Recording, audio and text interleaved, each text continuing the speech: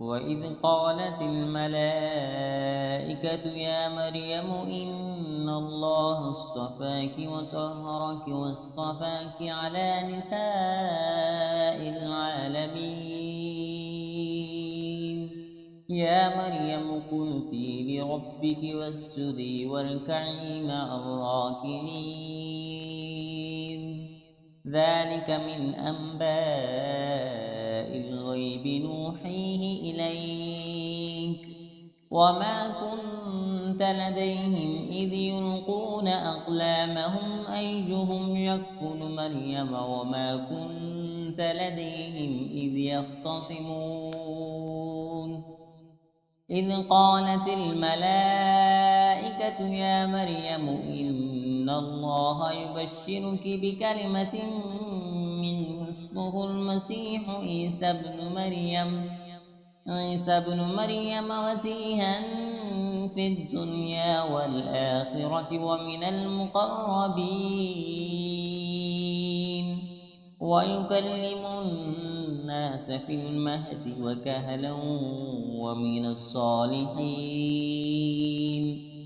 قالت رب أنى يكون لي ولد ولم يمسسني بشر قال كذلك الله يخلق ما يشاء إذا قضى أمرا فإنما يقول له كن فيكون ويعلمه الكتاب والحكمة والتوراة والإنجيل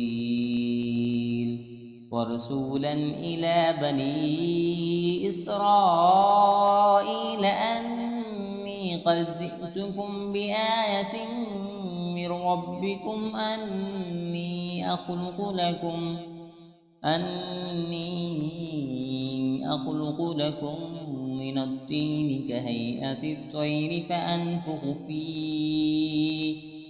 فأنفخ فيه فيكون طيرا بإذن الله وأبرئ الأكمه والأبرص وأحيي الموتى بإذن الله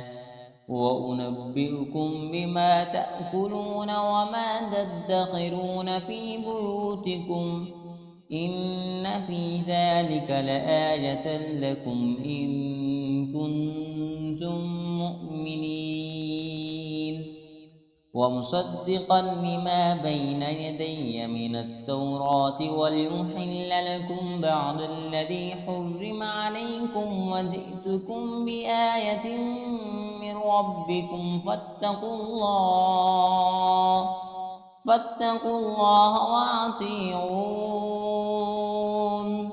إن الله ربي وربكم فاعبدوه هذا صراط مستقيم فلما أحس عيسى منهم الكفر قال من أنصاري إلى الله قال الحواريون نحن أنصار الله آمنا بالله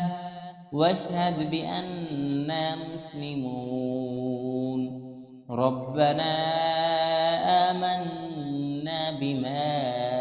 أنزلت واتبعنا الرسول فاكتبنا مع الشاهدين